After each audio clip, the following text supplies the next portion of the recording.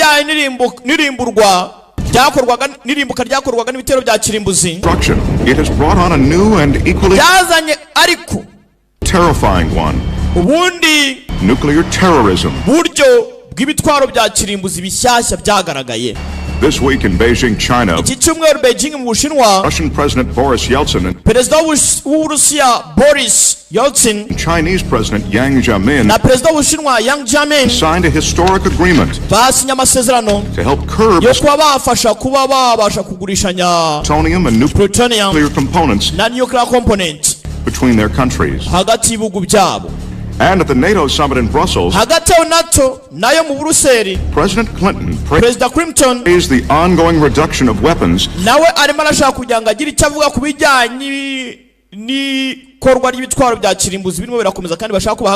the former Soviet Union. Agreement that the United States will sign with Ukraine and Russia will also make a major contribution to the proliferation of weapons of mass destruction. I believe President Kravchuk will honor the deal that already started to dismantle the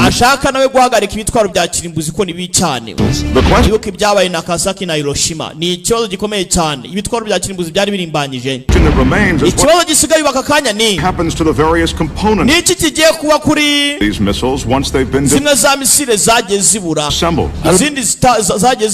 Fortunately, internet crime syndicates are making millions selling plutonium and other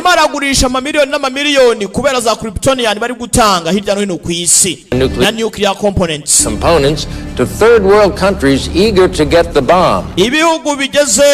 Muri mirongo ingahe na bingahe byakagombye kuba byivangamo ariko tuvugana ibihugu bitatu nibyo bishaka kugira ngo bifate izo bomb.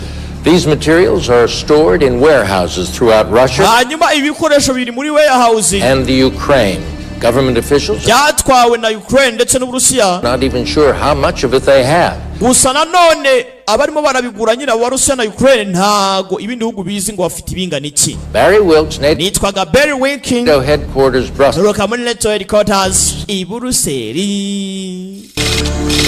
Nuko dutangiye habayeho icuruzwa ry'ibikoresho by'ibitwaro bya kirimbuzi. NATO headquarters Brussels. Zimwe muri components cyangwa se mu bice bigize ibitwaro bya kirimbuzi bagenda babigurishanya hirya no hino ku isi.